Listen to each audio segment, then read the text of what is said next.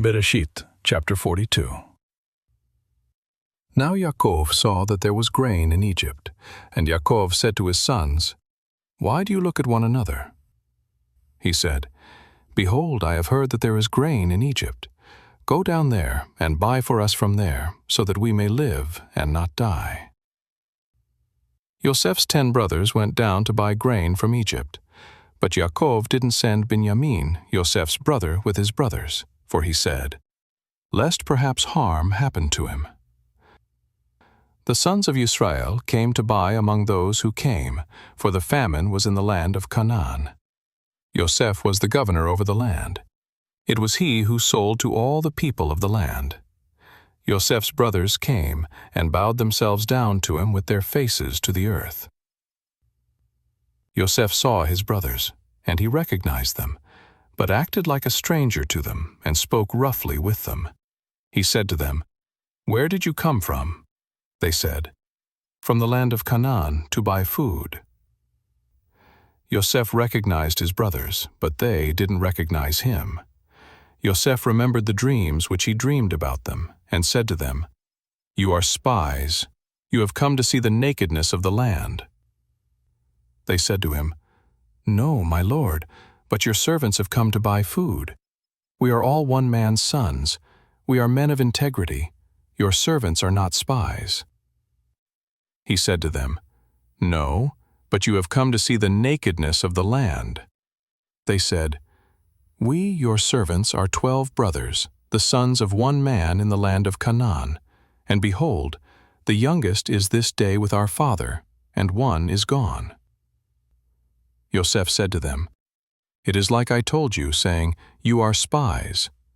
By this you shall be tested. By the life of Pharaoh, you shall not go out from here, unless your youngest brother comes here. Send one of you, and let him get your brother, and you shall be bound, that your words may be tested, whether there is truth in you, or else by the life of Pharaoh, surely you are spies." He put them all together into custody for 3 days. Yosef said to them the 3rd day, "Do this and live, for I fear Elohim. If you are honest men, then let one of your brothers be bound in your prison. But you go, carry grain for the famine of your houses.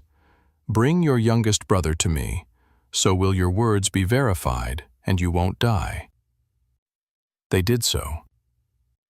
They said one to another, "We are certainly guilty concerning our brother, in that we saw the distress of his soul when he begged us, and we wouldn't listen. Therefore this distress has come upon us." Reuben answered them, saying, "Didn't I tell you, saying, 'Don't sin against the child,' and you wouldn't listen?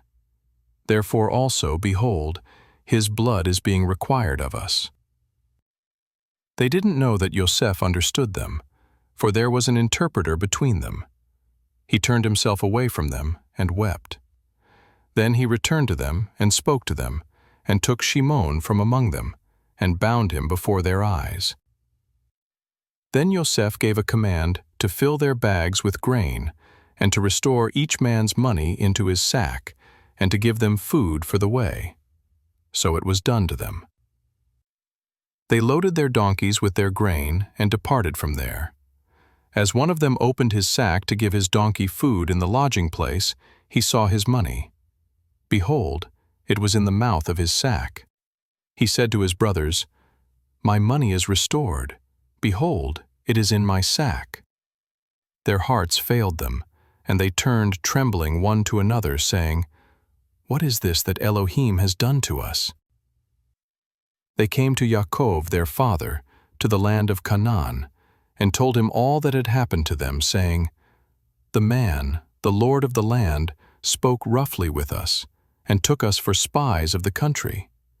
We said to him, 'We are men of integrity. We are no spies. We are 12 brothers, sons of our father. One is gone, and the youngest is this day with our father in the land of Canaan.' The man, the lord of the land, said to us, 'By this I will know that you are honest men. Leave one of your brothers with me, and take grain for the famine of your houses, and go your way. Bring your youngest brother to me.' Then I will know that you are not spies, but that you are honest men. So I will deliver your brother to you, and you shall trade in the land." It happened as they emptied their sacks, that behold, each man's bundle of money was in his sack. When they and their father saw their bundles of money, they were terrified. Yaakov, their father, said to them, "You have bereaved me of my children. Yosef is no more, Shimon is no more, and you want to take Binyamin away. All these things are against me." Reuben spoke to his father, saying, "Kill my 2 sons, if I don't bring him to you. Entrust him to my care, and I will bring him to you again." He said, "My son shall not go down with you, for his brother is dead, and he only is left. If harm happens to him along the way in which you go, then you will bring down my gray hairs with sorrow to Sheol."